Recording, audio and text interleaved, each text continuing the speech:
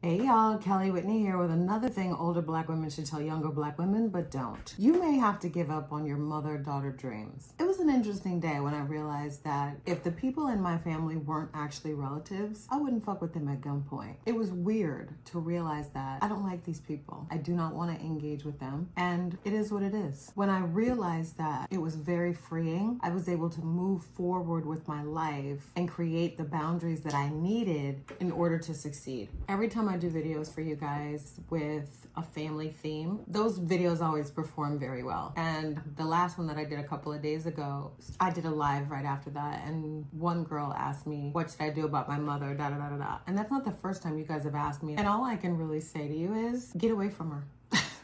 I'm so sorry.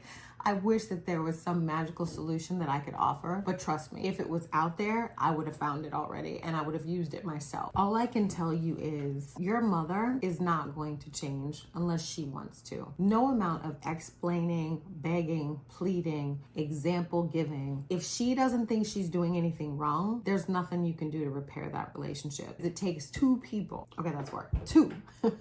And both parties have to acknowledge the part that they played in why the relationship is not working. My mother and I have never had a good relationship, really. It's had its fits and starts, and it hasn't been miserable. And I certainly have not experienced what some of you in the comments have said about your mother being jealous of you, and my heart goes out to you. It really does. There's nothing that you can do about that except get away from her. And the first thing that you need to do in order to make that move is to come to terms with the fact that that mother-daughter relationship may never be as Claire Huxtable fabulous as you would like. She may never support you. She may never be friendly towards you. She may never be commiseratory. My mother's a very transactional person, at least she was before she began to suffer from dementia. While she supported me financially, I went to the best schools growing up. I never was hungry. I lived in a very nice house. I had my own bathroom. I had my own room. I was given a car, but I was never not aware that I would have to pay in some way. As a result, I became very independent and very strategic. I'll give you an example. When I went away to college, there was never any doubt that I was going away to college because I could not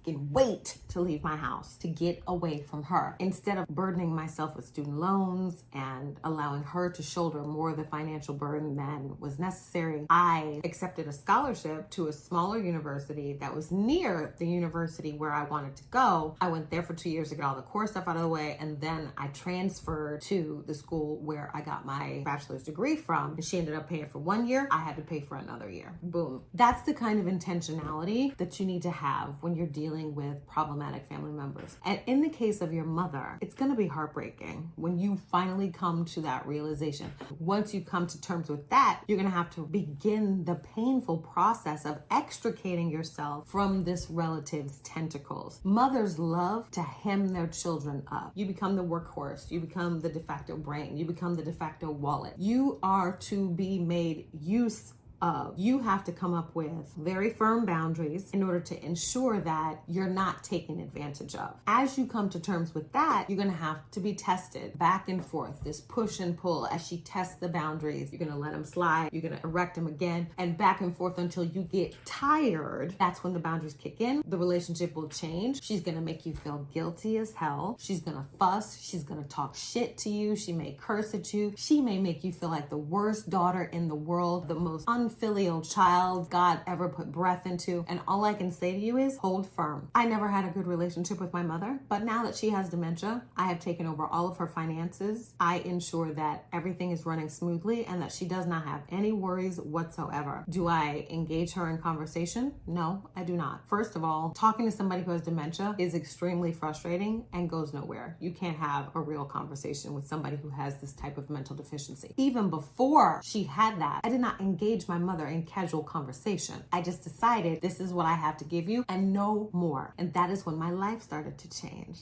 I became happier. I found real friends. I started to bring some of my dreams into reality. And that was because I was able to free up my emotional, mental bandwidth. My money became for me, and I stopped trying to buy somebody's affection. I stopped spending all of my time and my physical labor trying to please somebody who I finally accepted would never be pleased with me, would never be appreciative of me. And I'm not saying all these things because I want you to hate your mother. You should feel sorry for your mother and you should pray for her healing if anything that I'm saying to you resonates, because more than likely she's suffering from generational wounds just as you are. Those of you who will become mothers later, it will be your job to obliterate those generational traumas and curses with your own children so that you can break the cycle and push out happy, healthy, whole children to take over the world. Once you accept that this is what it is, that this is what's being done to you, and that the emotional support, that this, that, you're not going to get it from this person, you have to deal with those feelings of guilt. You have to erect your boundaries. All of that has to be done, and it's not going to be a straight line, but it's the most rewarding thing that I ever did for myself as an adult. The most valuable thing I ever did for myself as an adult was to erect these boundaries and make sure that I was okay, that I was my priority, because I accepted that the mother-daughter dynamic that I wanted was just not possible. I think that older Black women don't talk to younger Black women about these things because most of the time they don't want to accept that this is true of their own mothers. And they certainly will not want to admit that there's anything problematic on their side in their relationship with you. They're not going to acknowledge it. They're going to deny it. You may have to stand on business 10 toes down, as they say, in your own growth